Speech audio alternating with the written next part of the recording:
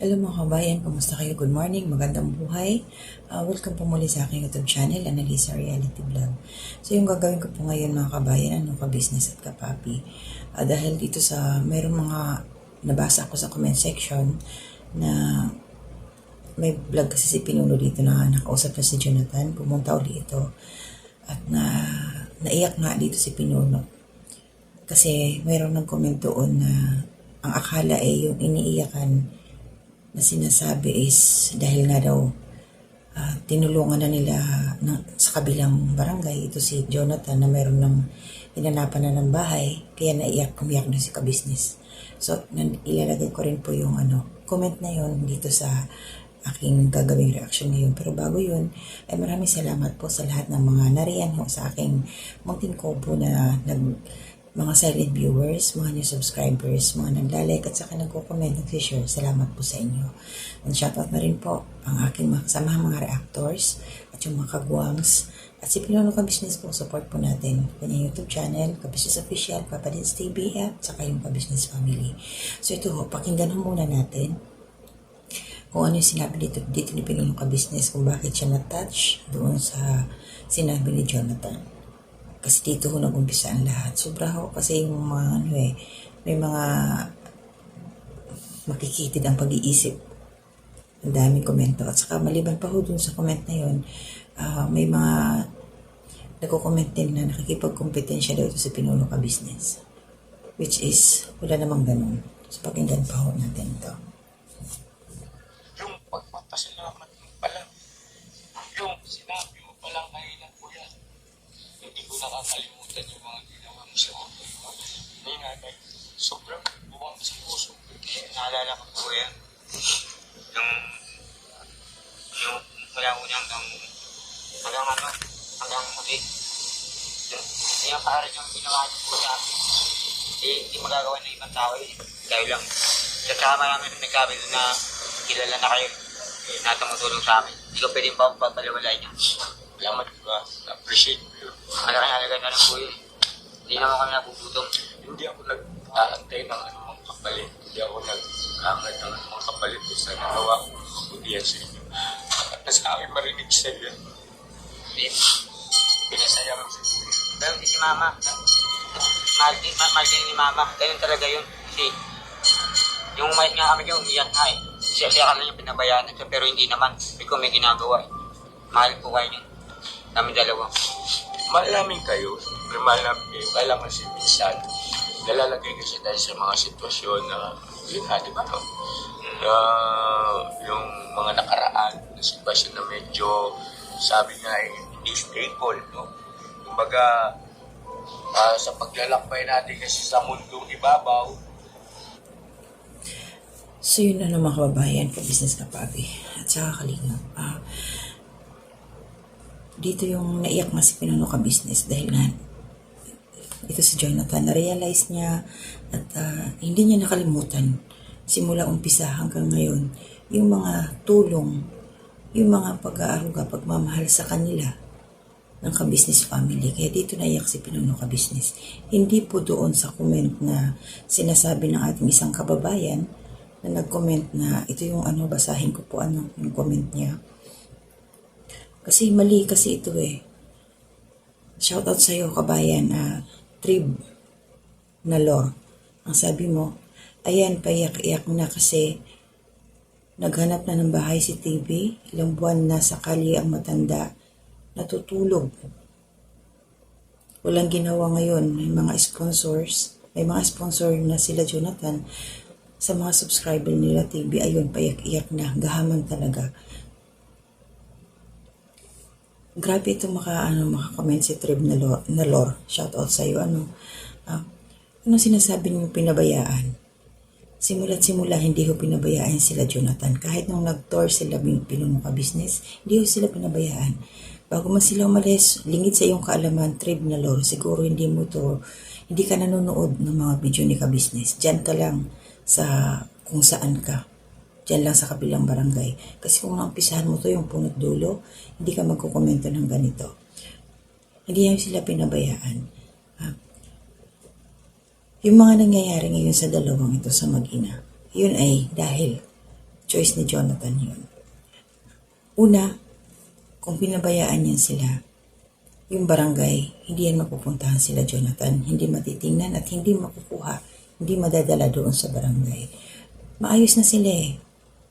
Shoutout kay Sir Wakiwa kasi yun ang naging naging daan din. Isa rin yun sa tumulong na pinakisuyuan ni Pinuno Ka Business dahil nung malayo nga sila, ito yung nagdala doon sa barangay. And then, nung nasa barangay na to sila, Jonathan, lumayas nga, di ba? Tapos, ayan na naman ngayon sila sa kalye. Ano nangyari? So, ito ngayon, ay hindi umiyak si Ka Business dahil doon sa may tinutulungan na ito sila Jonathan nila TV. Hindi ho yun ang reason. So, ang iniyakan doon kung bakit siya naluha dahil nga doon sa sinabi ni Jonathan sa kanya na, ayun, inalala ni Jonathan lahat yung mga, alam niya yung mga tulong na ginawa ng kabisnes sa kanya na wala daw makakahigit pa. Walang makakahigit. At sinabi nga dito ni Jonathan pa na mas matimbang sa kanya ang kabisnes family. Kaya isa yun na nagpa-touch kay Pinuno Ka Business. Kahit sa comment section marami dyan na napaiyak din. Kasi ito si Jonathan, sabi nga ni Pinuno, kung bakit hindi niya mabitawan si Jonathan at hindi niya bibitawan dahil nga si Jonathan, mahal na mahal niya yung nanay niya, si Nanay Marita. Kahit ganun siya, ganun si Jonathan, na minsan yung isip imaligalig na may Celtic kung minsan, yung nanay niya talaga hindi niya pinababayaan. Tama, totoo sabi ni Pinuno Ka Business, ang hirap ng sitwasyon ng dalawang ito. Biruin mo nasa kali. At saka, may bahay naman na sila dati, di ba? Inupahan na yun eh. Kaya, ito yung isang, masaka din talaga sa damdamin. Pero, syempre, kung saan masaya si Jonathan, yun, doon sila ka-business eh. Masaya sila Jonathan doon sa kung saan sila ngayon. Kaya, okay lang yun. Yun nga lang yung problema, napapasama dito si ka-business. Kasi, ang iba dyan, ang akala nila, pinabayaan na, iniwanan na, hinayaan na. Kaya may sumalo na dalawa. Itong mga sumalo na dalawa naman, na kung tutuusin, dapat itama nila yung mga nababasa sa comment section na alam nilang mali. Kasi kung tutuusin, galing sila sa ka-business eh. Ayan si Renji. Saan ka ba nag-umpisa kabayan, Renji? Diba sa ka-business? Nangingi ka ng tulong dun eh, para kang basang sisiw eh. Diba? Tapos ngayon, parang ahas ka na, nanunuklaw ka na. Yung ibig kong sabihin dito, sa comment section, wag sana na pabayaan ninyo ng mga nagkukomento ng hindi magaganda sa ka-business kasi unang-una, kayo nakaranas kayo tumira doon sa ka-business. Alam niyo kung ano yung mga ugali nila. Ito si Thinking Body, mas nauna pa na nakilala niya sila ka-business. So alam niyo kung ano yung mga pag-uugali talaga na totoo ng ka-business family. Pero bakit ngayon ay hindi niyo man lang itinatama? Parang pinupusuan niyo pa yung nagkukomento ng mga hindi magaganda tungkol sa ka-business. Kaya yun ang mali ngayon. Kaya sirang-sira yung ka-business dahil nga sinalo niyo yung mag-ina. Kayo na ngayon yung mabango. Kayo na ngayon. Sasabihin niyo na pagtulong ang ginagawa ninyo. Kung totoong pagtulong ang ginagawa ninyo, sana itama niyo yung mga mali na mga komento na hindi totoo tungkol sa ka-business family. Diba? Kasi yun ang ngayon eh, diktik si Pinuno Ka Business dahil nga akala nila pinabayaan itong mag-inang ito. Hindi ho sila pinabayaan. At kung maalala ninyo, ito si Jonathan. Nung lumayas sila doon sa barangay, pumunta ulit si Jonathan sa barangay, nagpahatid ng taga-barangay, doon kila Pinuno Ka Business sila dinala. Hinatil uli doon. So, pabalik-balik. Kaya ito si Jonathan, kung pumupunta man doon kila Ka Business, hindi siya tinatanggap. Tapos kung ano yung kailangan binibigyan. So, ito pa. Ngayon na maliwanag na, sana maliwanag na to sa atin, na yung iniyakan ni Pinuno Ka Business ay hindi dahil doon sa ginawang pagtulong na mayroon ng bahay. Hindi ko yun. Yun yung sinasabi ko kanina na natouch lang si Pinuno Ka Business. At may isa pang nag-comment dito. Sinagot ko rin itong comment na to eh. Pero dinilit siya doon sa Nung sinagot ko to, wala na, hinanap ko, wala na. At mabuti ka mo, nagkaroon ako ng mayroon akong screenshot. Sandali lang po. Ito siya alam ko na reaksyon na rin ito ng ibang mga kasamahan ko kasi nga ano sila hindi nila pinalagpas din ito. Talagang nakita rin nila. Ito sa akin, yung kay Melod 357, nandiyan din po ito sa aking screen. At sinagot ko ito. Ilalagay ko rin yung sagot ko dyan. Ang sabi niya kasi, nakikipagkompetensya daw. Basahin ko po, sabi niya. True ka dyan. Meron siyang sinagot na comment doon. Very logical observation. Marami na sila nag-aagawan ngayon ni Joe.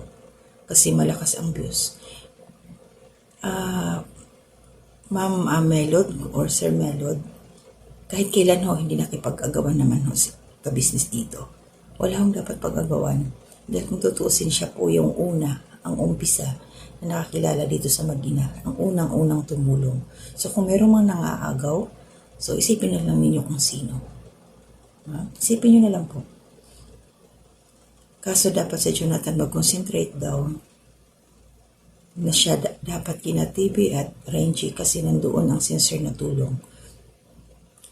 TV at LB challenge ito sa inyo, deliberate dahil nakikipagkompetensya si TV. Hindi po nakikipagkompetensya si Pinuno Ka-Business. Ito yung sinagot ko dito Dinilit nga po. Kasi nung nabasa ko to parang, alam mo yung mga kabayan, ka-business, kapapi, yung tenga ko parang umangat ba, nag-iinit nung nabasa ko tong comment na to. Talagang sinagot ko kaagad siya Pero wala na wala Pero ito na, sabi ko, anong nakikipagkompetensya si KB? Nahiya naman ako sa'yo. Anong nakikipag-agawan? Walang ganon sa ka-business family. Sincerity ka mo? Sa tagal ng panahon hanggang ngayon, tinulungan ng ka-business. Tinulungan yan ng ka-business. Hindi pa sincere yun. Kagustuhan ni Jonathan na dyan sila. Ayan yung salita daw na nakikipagkompetensya daw. Saan parte nakikipagkompetensya si Pinuno Ka-Business? Wala akong ganun. Hindi ho. Mali ho yung akusasyon ninyo, Ma'am Melod or Sir Melod 357. Na sinasabi ninyo na nakikipag-agawan at nakikipagkompetensya si Pinuno Ka-Business. Wala akong ganun. Kung meron man, isipin niyo kung sino. Nabanggit ni Jonathan, panoorin niyo po sa vlog ni Ka-Business na mahigit 1 taon na sila o sobra pa na tinutulungan ng Ka-Business family. Itong dalawang ito, kailan lang sila nang himasok doon sa kila Jonathan na dumadaan sila Jonathan sa proseso na tinuturuan sa paraan na ganyan niya kung saan ang gusto niya, kung alin ang mas maganda, yung nandyan sila sa ka-business o doon sa kagustuhan nila dyan sa kalsada. So ngayon, na-realize ni Jonathan kaya pabalik-balik siya sa ka-business Dahil alam niya na doon mas okay sila roon Alam niya yung mga taong talagang tumutulong sa kanila kasi kung masama, kung hindi maganda sila ka-business, ang ka-business family, bakit babalik-balik doon sa Jonathan? Bakit babalik-balik siya? Bakit sasabihin niya na mas matimbang ang ka-business sa kanya, sa kanilang mag-ina? Diba? Kaya, Ma'am Melod, wala akong nagkikipagkompetensya dito. Si ka-business, hindi po. So, kung meron man, tingnan nyo na lang sa kapaligiran kung sino ang nakikipagkompetensya. At magbibigay pa ako. Ay, ito pa. Dagdag ko na lang dito, Kasi meron ako napanood na vlog na dahil nga ito si Jonathan, inofera na ni Pinuno Ka-Business na magtatrabaho doon sa kanila para, kasi, ayan, sabi nga ni Jonathan, meron na silang uupahan, meron nang naupahan yung dalawa sa kabilang barangay para kay Nanay Marita. At pinasadahan ko rin yun ng tingin.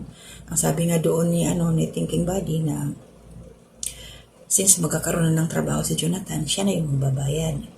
Si Jonathan na. Kasi alam naman daw ni Jonathan yung kalagayan din nila Body. So ibig sabihin, pansamantala nga lang sila doon sa tinitirahan nila. So kailangan gumawa si Jonathan ng paraan para meron siyang ipambayad doon sa bahay na yun, na inupahan nila, yung kwarto na nirentahan ng dalawa.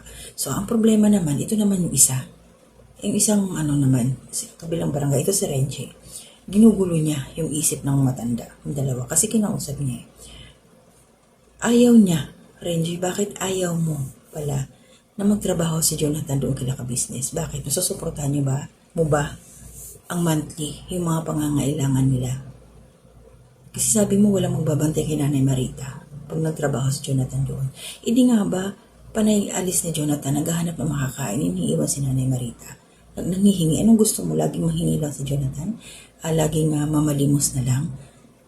Di ba ikaw, pinagtrabaho mo si Jonathan, Renji.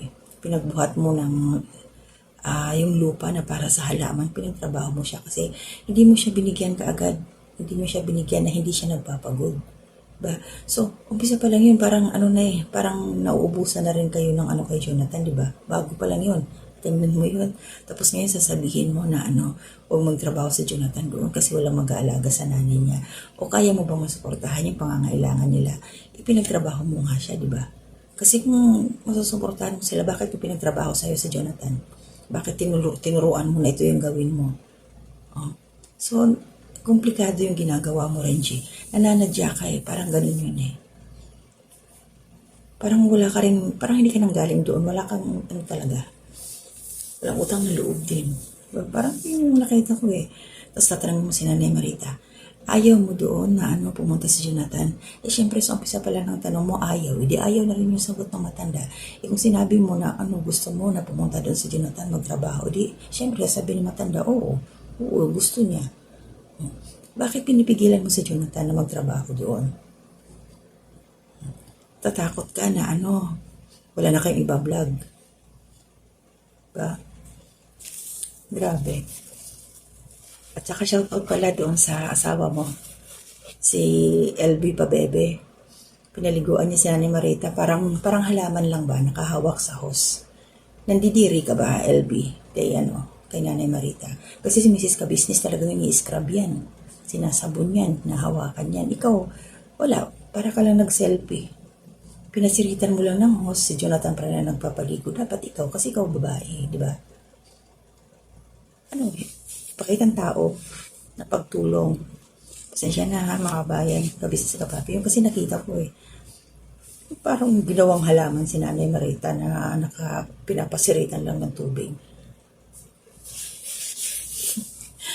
Natawa lang ako, sorry pasensya na. Totoo naman Hindi siya makahawak. Hindi ko pa yan nakita na nagpa-vlog siya kaya ni Nanay Marita. Hindi ko pa yan nakita na niyakap niya si Nanay Marita, wala. Yung hinawakan si Nanay Marita, wala. Malayo siya, siguro naamoy niya yung amoy ni Nanay Marita, hindi niya kaya ganun. Picture lang. So yun lang yung sa akin ng mga Ka-Business Ka-Papi at Kalingap. Hindi po muna ako sa shoutout individually po sa mga reaction ko. Pero maraming salamat po sa suporta ninyo sa amin. So sana maging malinaw na doon sa melody na yun na walang kompetensya. At yung salitang kompetensya na yun ang galing doon sa comment section ni Thinking Body at sa bunganga mismo ni Thinking Body na hindi siya nakikipagkompetensya. Bakit sinabi ba ni Pinuno na nakikipagkompetensya? Wala. Galing mismo doon sa mga bibig nila. Dito kay Thinking Body at saka sa comment section niya. Itama nyo yung mga comment dyan sa ninyo Thinking Body kasi kilala nyo naman sila Pinuno Ka-Business. Kung alam ninyong mali ang nababasa ninyo, sana itama nyo. Hindi yung pupusuan mo pa, nag-a-agree ka pa. Nangaasar kayo Tinuring ka pa namang kaibigan daw. Kaibigang ahas. So hanggang dito na muna, pasensya na kayo. Ako lang talaga, kumbaga, reality talk tayo. Walang pakeme-keme. Kung ano yung narinig nyo sa akin, yun ako. So, kung meron mo kayong hindi nagustuhan sa mga sinabi ko, i-comment nyo lang po dyan sa baba. I-accept ko po yun. So, hanggang dito na muna. Mag-ingat po tayong lahat. To God be the glory.